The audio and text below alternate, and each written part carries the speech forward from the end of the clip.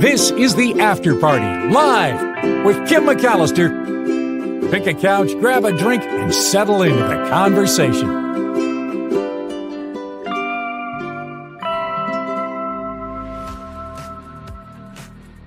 Oh, Waterfall Wednesday on the After Party Live. Thank you for your patience, for being here. Much appreciated. And I could see people jumping in. Teacher Lori is back in the chat. Heather's here. Nullifidian and Ricky and Sandy and Rhonda. Hey, everybody. Thank you for being here. I'm so grateful. And I am glad that you're here on a Waterfall Wednesday because today we're going to Tahiti to look at Tahitian waterfalls. I was kind of in a tropical mood. I know, big surprise, right? But yeah, that's what I thought we'd do. So going to Tahiti to check that out. I see in the chat, Miss Organic has some kind of picture up. It's interesting because I'm not seeing it on my screen to click on, but I'm looking at it up above and I don't know exactly where it is, but is it down below? What did you put in there? Is it, Yvonne has some, jump on in. Yeah, waterfalls and waves. Oh, here's what interestingly, it looks different on one screen than the other. Yeah, some tropical umbrellas and some beach scenes. I love it. It's funny. You would think I started without you, but I didn't. Nope, not today. Yeah, enjoy the show, chatters, listening in. Thank you for listening in, Ricky. And thank you for always commenting after the show. Those comments make a big difference in how many people see the show. So thank you for the after hours comments.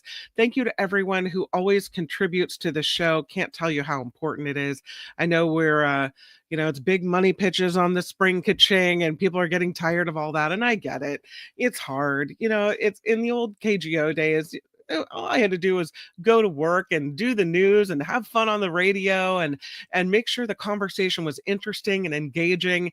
And now it's that plus all the other stuff to make sure that we can keep doing it. So I know, and I'm sorry. I do want to thank some folks that came in via PayPal, including Wes today, who via PayPal, and the link, by the way, is in the show description and in the About tab here on YouTube, kicks in $5, does it religiously all the time, and it is so appreciated. Thank you, Wes, for the contribution today. Also yesterday, Wes with another $5, a recurring monthly payment, because you can do that on PayPal, set it up to just go through once a month. Mary Zane with 10, Suzanne E with 10, and then Wes on Cinco de Mayo with another 5. So thank you for all of the help in keeping this show rolling. Much appreciated. Yeah. Okay. Looks like we should start because I have this story. One of these stories where there's a dispute over these gems. Beautiful gems. Look at that. They were found, dug up in colonial times by this man who really, other than finding them, and I guess, you can make the argument finders keepers, losers weepers, right? Has no right to them. They were going to be auctioned off, and now the auction has been put on hold because the rightful ownership of the gems found with the body of Buddha are in dispute. They were dug up by a British colonial landowner. They are thought, these gems, to be incredibly special, imbued with the presence of Buddha. So, because of this, Sotheby's is postponing the auction of this collection of ancient gems. They're linked to Buddha's remains. The Indian government is threatening legal action. They want these gems repatriated, bring them back where they belong. They're called the Piprawa gems of the historical Buddha. 3 descendants of a British colonial landowner, the one who excavated these gems, are now agreeing with India. Let's put the auction on hold so the matter can be resolved. This will allow for discussion between the parties. India was saying that this planned auction of these gems that William Claxton Pepe dug up on his northern Indian estate in 1898 is offensive to the 500 million Buddhists around the globe, and that it is a violation of Indian and international law and United Nations conventions. Repatriate the gems. We do not want them auctioned off.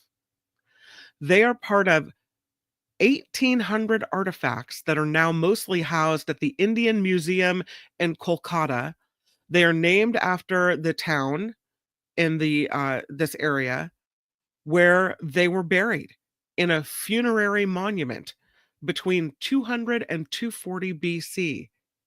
And if the person, Mr. Pepe, who dug them up is right, they were reportedly buried in this funerary monument enshrined on top of the existing cremated remains of Buddha, who died about 200 years earlier.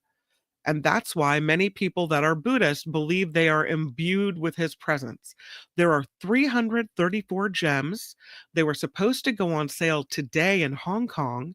That is where they were on public exhibition by Sotheby's, so displayed for everyone to see before the auction. And they were expected to bring in almost $13 million. So this is a big thing. They are secured in glass cases. They're surrounded by other Buddhist artifacts. There's a penny-sized silver and gold leaf stars embossed with symbols, pearls, beads, flowers cut from precious stones, including amethyst, topaz, garnet, coral, and crystal. You can see those here. They say nothing of comparable importance in early Buddhism has ever appeared at auction, and they are no longer promoting the sale of this. So, the Indian Ministry of Culture says these gems are sacred relics, that they are not separable from the remains, the cremated remains, but that they accompanied. And that's according to Buddhist theology and also standards of archaeology as well. That to separate them, the argument goes, violates religious doctrine and international ethical norms for handling sacred remains. I mean, we see all the time these relics pulled from graves, right? We had the swords on yesterday with the carvings that were pulled out of old graves. The bodies had disintegrated, but they knew it was a gravesite. What will happen to those swords, I don't know. Perhaps not as significant as the gems imbued with the spirit of Buddha. The sale also being condemned by Buddhist scholars, religious leaders, all of that. When they were discovered back in 1878, the British Crown claimed the find, right as they did at that time.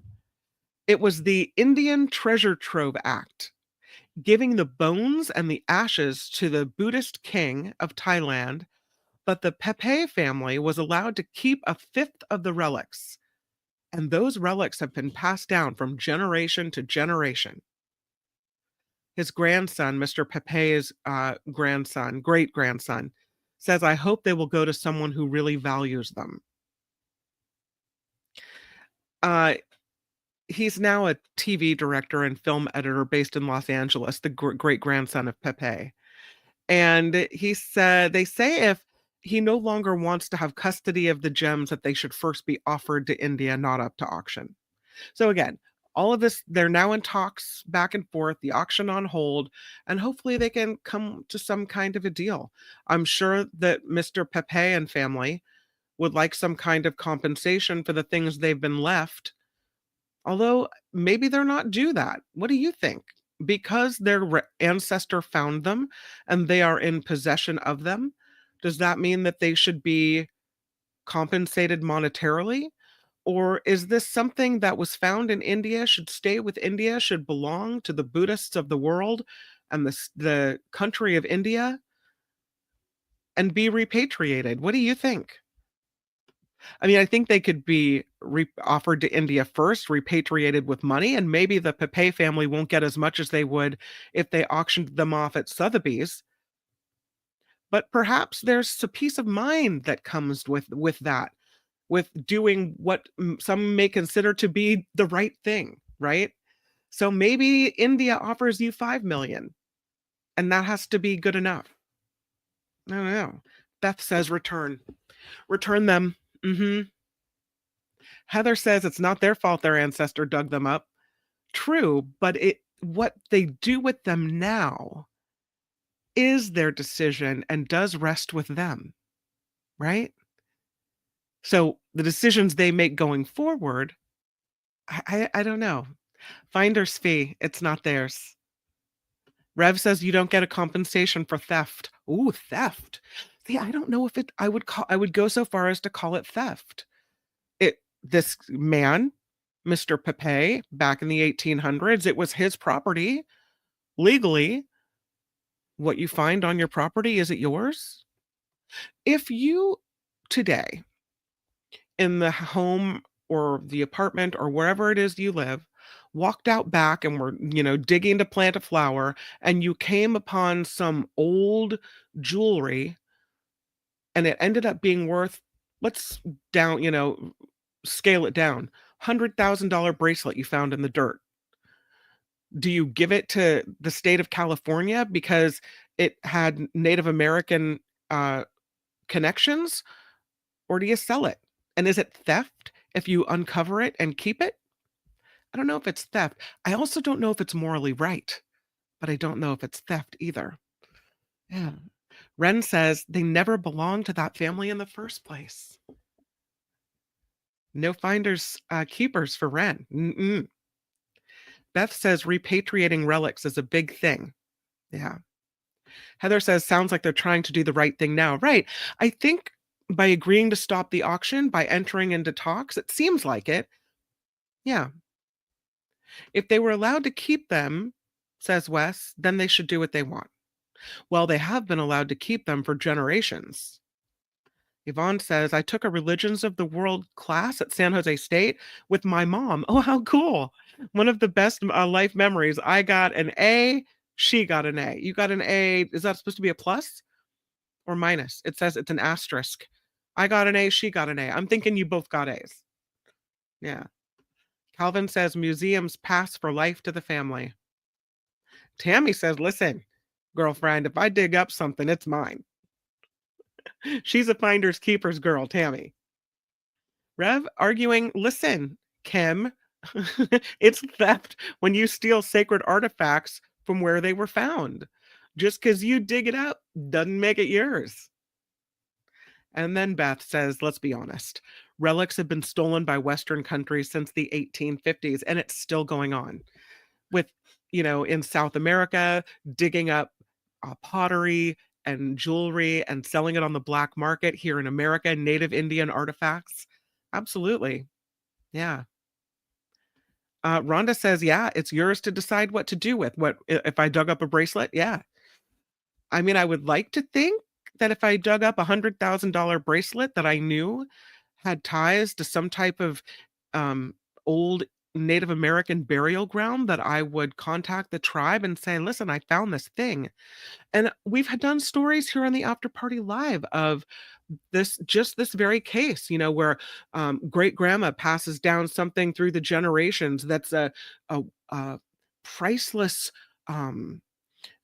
tapestry, Native American tapestry. And instead of selling it, they contact the tribe and they give it back. They return it. So, yeah, Gordon doesn't think it was theft. SJ Lola says, though, it wasn't theirs to keep. What an interesting conversation this has turned into. Yeah. Rev reminds us a lot of Indian jewels were stolen by the English, and it wasn't their property to begin with. Yep. We're all proud of the A's. We love that. Of course. Cameo says grave robbers have a certain stink about them. Yeah, I've often thought, and I've been corrected by Ranthalling in the after hours, that digging up of graves and kind of tampering with graves is kind of creepy anyways, even in the name of archaeology and all the things we learn about it. Rev says the crown jewels are all stolen property. It is true that there are some gems that were taken from India and other places, and they are in dispute. And Rev says the UK acknowledges but refuses to return it. Yeah. Heather says, I suppose there isn't a one size fits all answer. It's true. There's kind of gray, isn't it? There's some gray in this one. Hmm. Teacher says this is still going on and there are people being prosecuted for it. Tammy says, I am wearing a bracelet that I dug up when I planted a flower garden. I had it repaired, had the stone replaced. That's kind of cool. I wonder whose it was. What's the history behind that?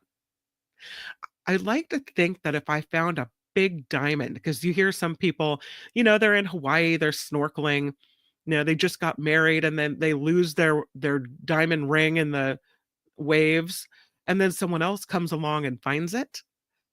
I would like to think that if I knew who the ring belonged to, that I would return that ring because it wasn't mine. I just happened to be lucky enough to find it. I don't know. Oh, it looks like I'm frozen on the screen. I hope you guys can still hear me. I don't know if you can. SJ Lola says, I'm happy the British Museum was shamed into returning the Benin bronzes. Yeah. Rhonda makes a point. Tammy, you don't rob graves. You found it in your backyard or digging for flowers. This is true. I'm hoping. Okay, good. You can hear me. It looks like I'm stuck in a really odd position. So I don't know if I should leave and come back. I don't know. I don't know how this is gonna work. Thank you. I'm glad you can hear me because I wasn't sure if my frozen thing was having trouble. The Kohinoor belongs to India and it is the Queen's prized possession. Nullifidian says people used to dig up dead bodies to sell them to doctors. They were called ghouls. Ew. Yeah. Creepy. It's a funny expression for me to be frozen in. Yeah, maybe not the most flattering, right? Like stolen art during World War II. Well, that was theft, outright theft. You take somebody's stuff out of their house, right? In this case, the property is in dispute. Whose property was it? Oh, can you see me again now? Okay, good. My thing reset. If it's your property and the thing is on your property, it's not like you walked into someone's house and took the gems. You own the property on which it was found. Again, gray area. So interesting. All right. I think I can still show pictures. Let's try it. Hopefully you can see the gems. Let's move on to the kanga. There's the kangaroo. Can you see that picture? Hopefully you can see the picture. I guess I'm having tech problems today. Oh no. This kangaroo. He was hopping down, not the bunny trail, hopping down the road in Florida. As a matter of fact, there's video of this kangaroo hopping right down a roadway. Crazy. Bouncing down the streets of St. Cloud, Florida. That was odd. And so the animal control people came out and amid reports of people seeing this kangaroo hopping through traffic on Hickory Tree Road in St. Cloud, Florida, they came out, found the kangaroo hopping down the roadway, safely captured the kangaroo, according to the Florida Fish and Wildlife Conservation Commission, which is good. Kangaroo safe, people on the roadway safe. But who owns this kangaroo? From whence did it come? Why is it in Florida? The Florida Fish and Wildlife Conservation Commission confirmed they did capture this kangaroo safely, and they're now working with a licensed kangaroo facility owner who would help them catch the marsupial. They say that when they found this kangaroo, it was off of the roadway and hiding in a thicket calmly.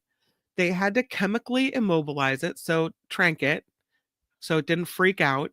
And then they transported it to a local facility that is equipped to house kangaroos.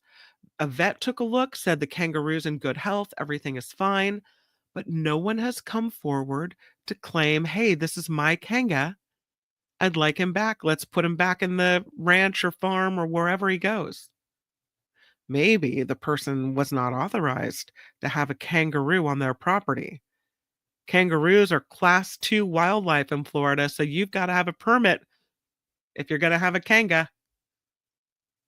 And Florida wildlife folks say there's a database of licensed permit holders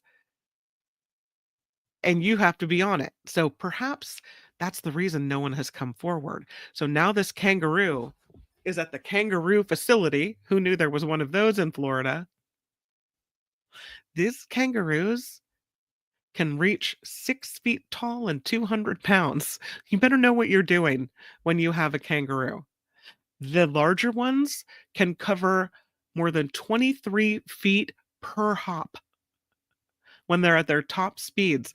They've been clocked at more than 30 miles an hour in short bursts, that according to the San Diego Zoo Wildlife Alliance, as told to the Miami Herald. So this kangaroo is safe, but not home. Can we talk about iguana eggs for a moment? Aroo, it belongs in Australia. I agree with that. Yes, it does. Uh, there is, they have a problem in Florida, speaking of Florida, with iguanas. They are invasive, they are everywhere. We did a story recently about this person whose job it is to go around and eradicate iguanas by collecting their eggs, frying them up, and eating iguana eggs for breakfast. Well, this might be a record. Reptile wranglers in Florida with the Humane Iguana Control say they think there's a new record in the Miami area for the number of eggs retrieved from a single yard. They removed 98 iguana eggs from this person's yard in Palmetto Bay. The homeowner said, "There's iguanas burrowing in my yard. Can you guys come out and take a look?" The owner of Humane Iguana Control said 3 female iguanas had nested in burrows, and the burrows were all interconnected, and they each had laid their own clutch. And they removed 98 eggs from this garden. Police say they think, or the business said, that they think this egg collection is a new local record. It's the most eggs that they have ever removed from a single site. They said they couldn't find another case of that many being pulled out all at once. So the hope is, and I don't think they didn't take the female iguanas, they just took the eggs, so they can be laying more. But the iguana eradicators say by preventing a significant new infestation, we not only protected this neighborhood from potential damage, but also mitigated health risks. The homeowner was shocked by the discovery, but then grateful for the success in locating and removing 98 iguana eggs. Wow. There is a new library, and it looks a lot like a mushroom, doesn't it? The Mushroom Library. It's kind of cool looking.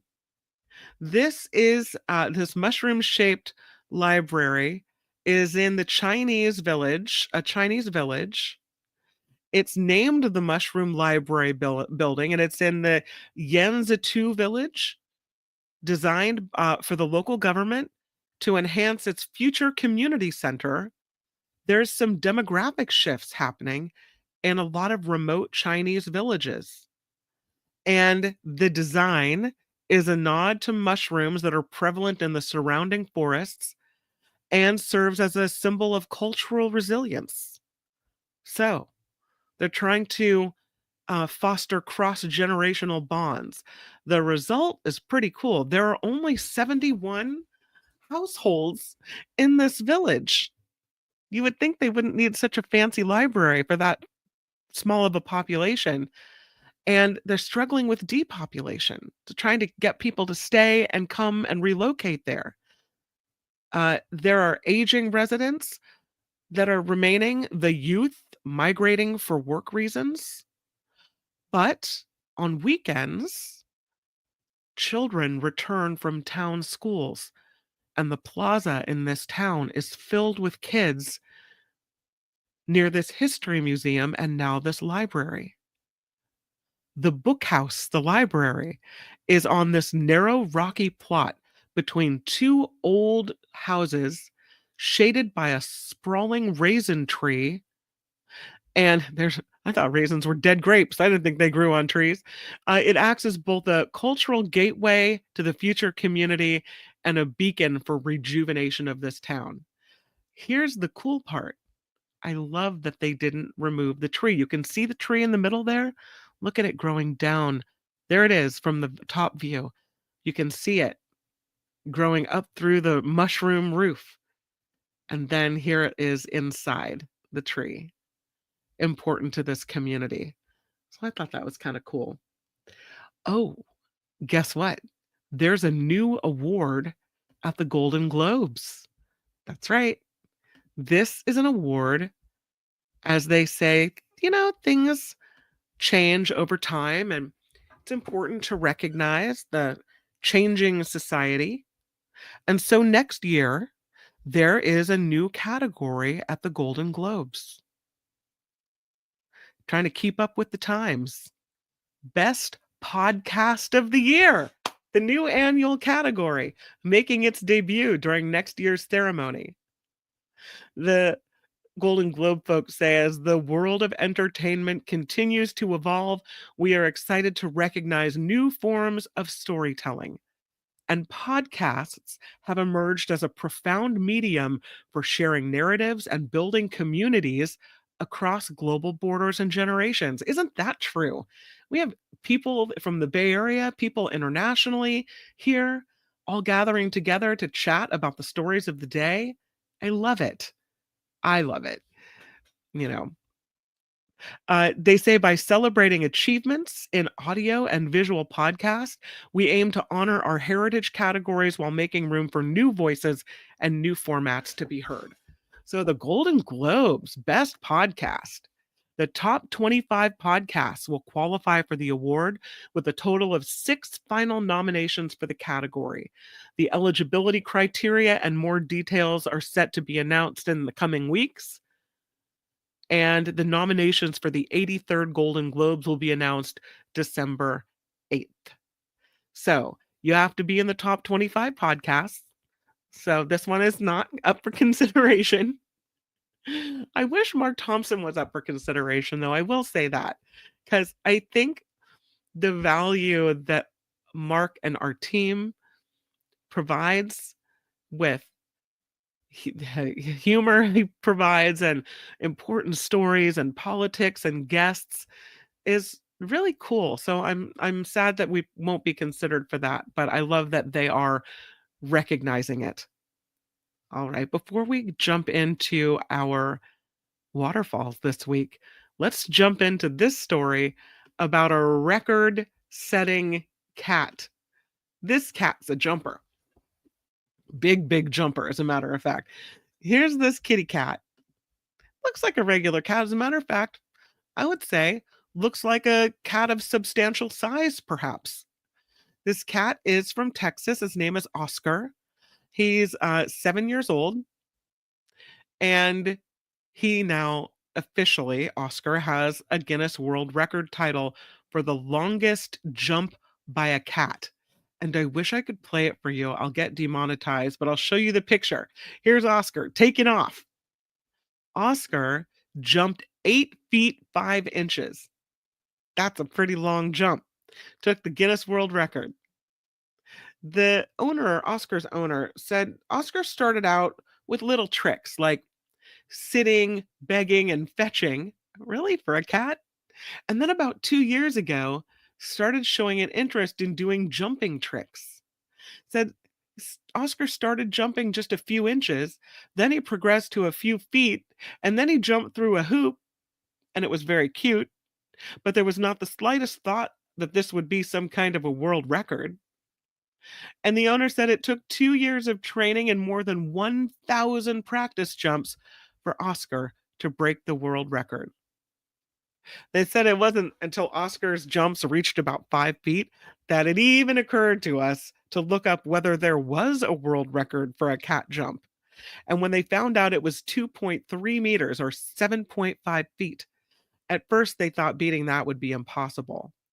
But since Oscar liked jumping and liked a little airtime, they said, let's go for it. And so they did. And Oscar is not the only talented cat in this household. He's got an adopted sister named August, who loves to hang out on the water and competes against dogs in surfing competitions. So this is a family of very, very talented cats. It is time for. Oh, nope, wrong day. Nope, wrong day. Waterfall Wednesday. Hump Day, Waterfall Wednesday. And I wish I had the drums behind me. We are going to Tahiti, the best waterfalls, the most breathtaking waterfalls, top 10 in Tahiti that you cannot miss. And number one on the list is Fautaua Waterfall. It is a must see in Tahiti, also known as Cascade de Fachoda. It is a 450-foot plunge, this waterfall, into a pool below. And if you go during the rainy season, it's even more dramatic. It's a challenging hike to get here. They take you up with a tour guide, which can be arranged with your rental host, or your hotel can help you set that up. The hike, they say, it's an adventure. And a lot of travelers say this is really worth doing, but it's steep areas and it takes at least half a day to get here. So it's pretty majestic waterfall when you do get there, though. And look at that pool. To swim in that pool with that waterfall. Also in Tahiti, and number 2 on the list, the Fa'arumai waterfall. And I have a picture of that right here. Look at that. The Fa'arumai waterfall is a natural wonder in Tahiti located in the village of Tiarai. This spot is home to 3 stunning waterfalls. The first one, easily accessible, just a short hike through the forest. If you keep hiking for about 20 minutes, you get to the second and the third waterfalls, known as Hamarere Iti and Hamarere Rahi. The waterfalls, the 3 of them, are a common stop for island tours, so you might see them, and when you're there, you might see a lot of tourists. They look really colorful and beautiful, don't they? Yeah, so pretty. Here's the next one. Number 3 on the list. This is Papenu Valley Waterfalls. It is the largest valley on the island of Tahiti, and there are 3 stunning waterfalls here: Topatari Falls, Viaharuhu Falls, and Puraha Falls. And they all cascade down from great heights, and they're all surrounded by, as you see here, thick jungle and lush vegetation, and so beautiful. Look at that. Maybe hard to get to, but I think worth the time and trouble. I don't know. What do you think? That's a long fall. That's a long waterfall, a high waterfall. The next one is a bit of a hidden gem in Tahiti, and it is gorgeous. It's called Vaipahi Waterfall. And here is the picture of Vaipahi. Check that beauty out. Wow. It's a serene escape into nature. Within the lush water gardens of Vaipahi, it is surrounded by tropical plants and flowers. It is easily accessible. You can do a quick visit here. The trails are not very long. It's a free entry, so it doesn't cost you to get into the gardens. And it's part of this tour. The Vaipahi Waterfalls is called a must-see spot in Tahiti, and it is beautiful. Look at that. That's incredible. You can almost hear it. And look at the pond it flows into. So pretty. Yeah, I'm down for that one. Easy to get to, no problem at all. And look at that. 1, 2, 3, 4, 5. That's incredible. This next one, perhaps a little more challenging and better to see from far away, perhaps. It's called the Waiharuru Falls in Tahiti, and it is in this lush valley that looks like it would be quite the hike. Not quite as easy as Vaipahi, Vaiharuru. Check it out. You can kind of see the waterfall from far, far away. You can see it right in the middle of your screen there. It is the Vaiharuru Falls. They say it's an escape from the hustle and bustle, as if there was really a hustle and bustle in Tahiti anyway. But they say it is a must-see for nature lovers. Surrounded by lush greenery, it's a perfect spot for a peaceful retreat. It's in a very secluded area, not as crowded as other tourist spots. They say you got to get there by a short hike. There's a refreshing swim in the natural pool at the base of the falls here, and that it is spectacular during the rainy season. Absolutely amazing. So I'm telling you, the hike doesn't look too short, but perhaps from this vantage point, maybe it is. Yeah, I don't know. Sure is pretty though. This next one is beautiful as well, and it's called Puraha. And it looks a little smaller than the others, but it's still beautiful. And it is on the list of the top 10 must-see waterfalls in Tahiti. Puraha Waterfalls. I have a picture of that for you. Puraha. I just like saying that. It looks kind of like I'm going to say, and I don't mean to be offensive to Puraha, but it kind of looks like a baby waterfall, doesn't it? I mean, it's cute and everything, and please excuse the watermarks on the photo. That is the Puraha Waterfalls. So pretty cool. I love it. Here comes Jacob home from school on a wacky Wednesday. The next one is gorgeous. Vaimahatu. No, I said it wrong. Vaimahuta. There it is. Vaimahuta Falls. That's pretty cool. Vaimahuta Falls is in the first of 3 Fa'arumai waterfalls. It's located also in the village of Tiare. It is stunning and easily accessible, and they say it's a hike that you won't want to miss to see this one. It's one of these gorgeous waterfalls. I have a picture to show you. Sorry, it's taking me 5 seconds here to get it up. Oh, that's what she said. But it's pretty beautiful. Here's a picture of it. Vaimahuta Falls. I'm going to take this picture down so you can see this one. There it is. Look at that. That's pretty nice. Very beautiful. Very relaxing. You can picture yourself there. Oh, nice. Thank you, Jacob, for coming into Waterfall Wednesday. Then we have this one. This is another one of these 3 stunning waterfalls at the Farumai Waterfalls in the village of Tiare.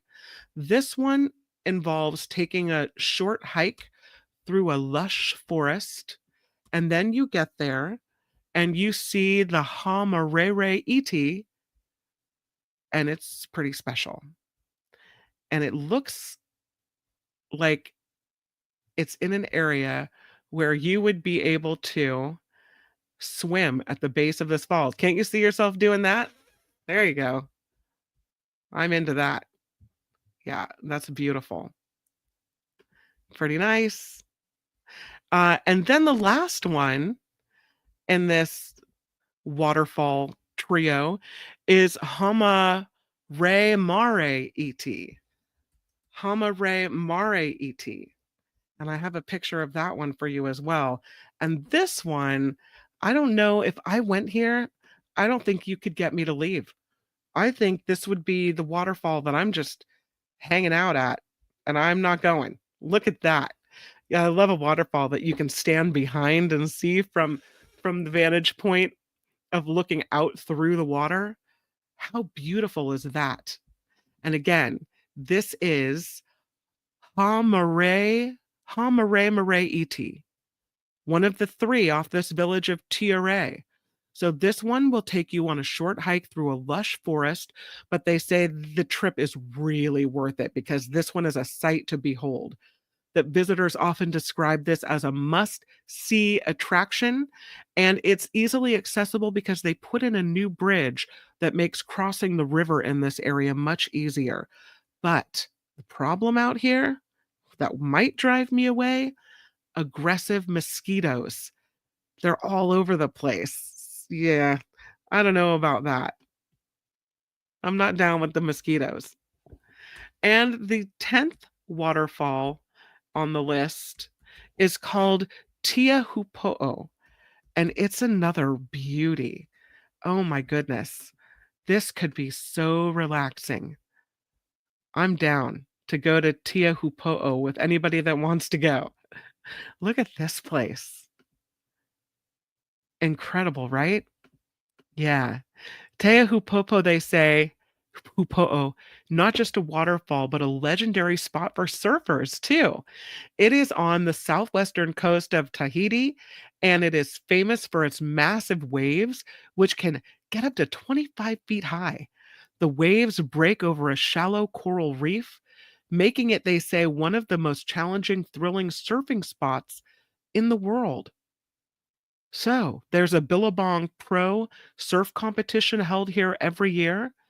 And then beyond surfing, you've got the Teahupo'o waterfall, surrounded by greenery and crystal clear waters. So whether you're there to surf or enjoy the waterfall, it's a great spot. How incredible is this place? Beautiful.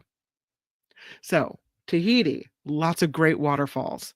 From the Fatua waterfall to the Fa'arumai falls, the three of them, each one they say is a unique experience. Some of these waterfalls you do need a permit to visit, but I mean, come on. That's pretty cool, right? Do I have time for more stories? It's 2:08, but we started late. So maybe I can fit in another story. I'm hopeful that we can do that. Can we talk about the circle engine? Let's talk about the circle engine before we go. A circle motor, I should say. This comes from the Donut Lab, and they created this circular motor that fits inside of tires. The performance is called out of this world. This tech company, Donut Lab, now has a range of donut-shaped motors that can fit directly inside of a vehicle's wheel. And the whole point is to enhance performance by removing the need for traditional powertrain systems. That the circular motors make up this modular platform of components to support the manufacturing of high-performing electric vehicles. You can integrate this motor into a tire to provide direct power to the wheel while reducing space and weight. And that means that you get better energy transfer and greater output and lower energy consumption. So this could be the new way that we connect and power up our wheels. They've got 5 motor models, all different sizes, that can fit into tires on cars and trucks and motorcycles and scooters. Even they've got a smaller version for use of it in drones.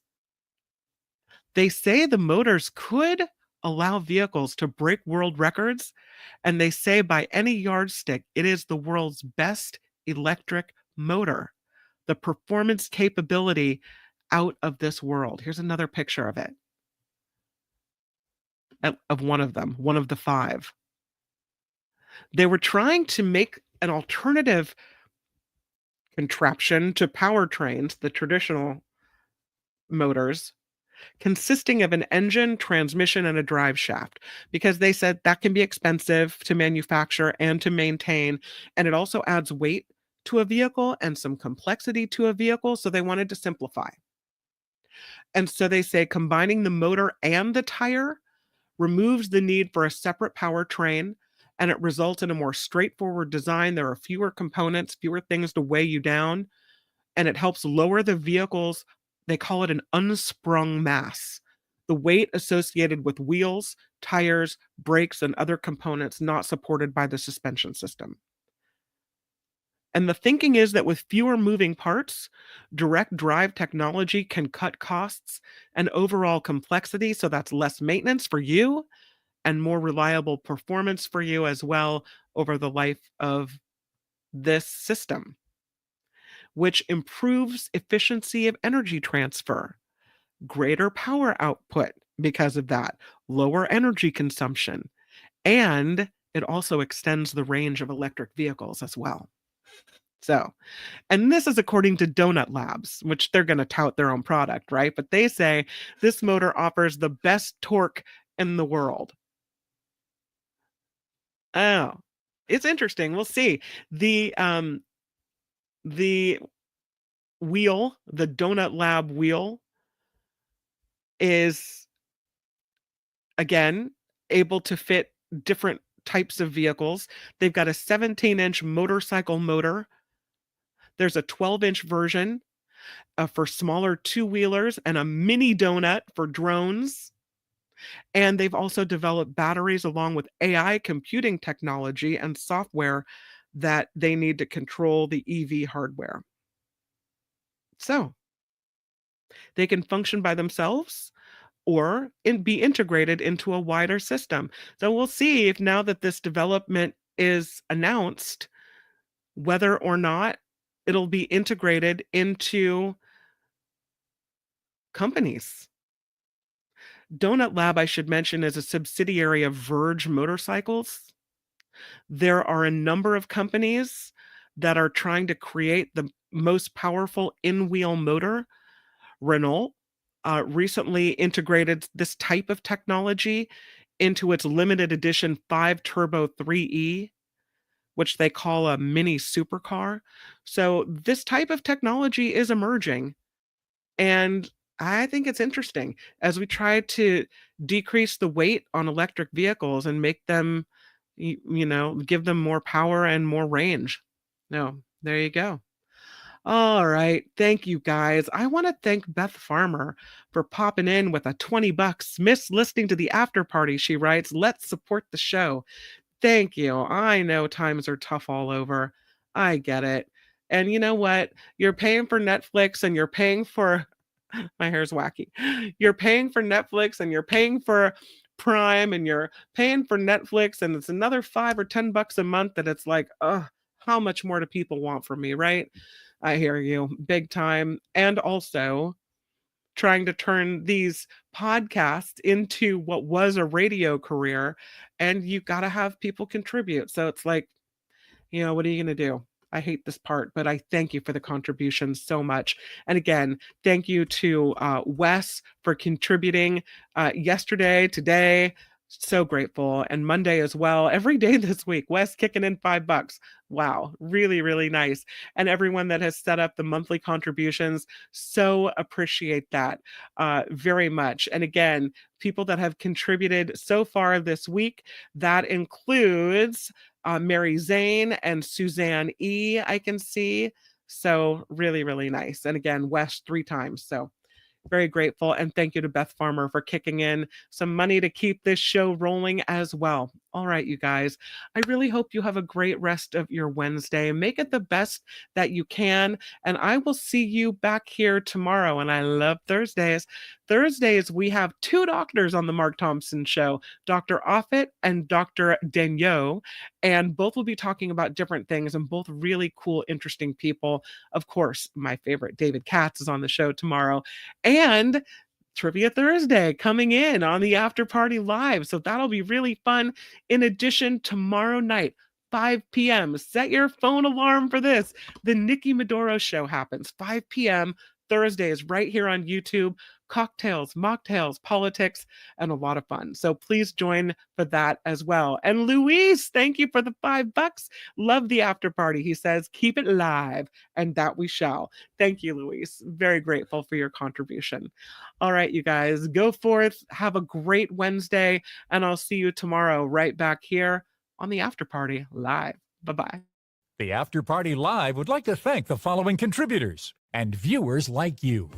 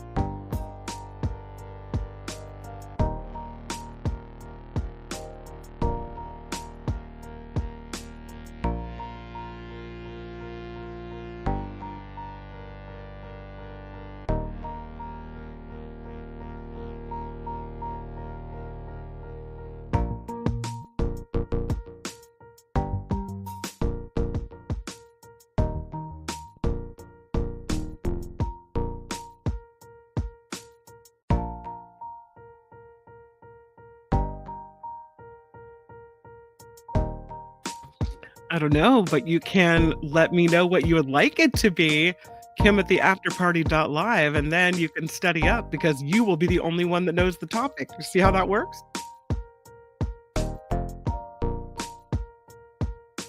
Yep, Dr. Day on the Mark Thompson Show tomorrow.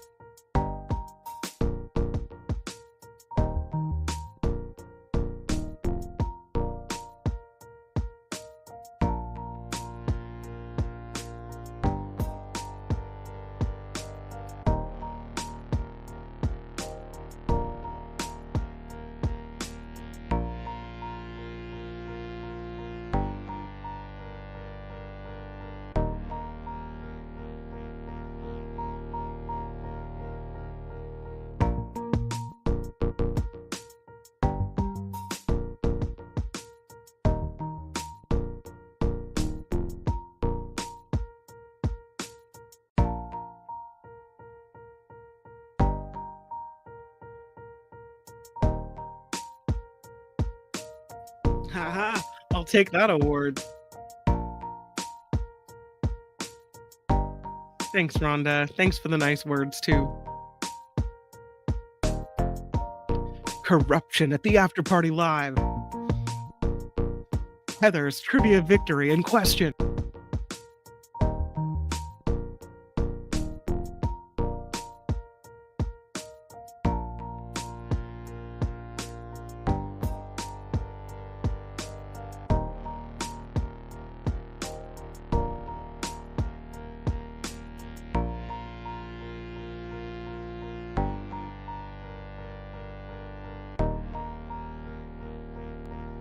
I mean, really? Waterfalls in Tahiti? Come on.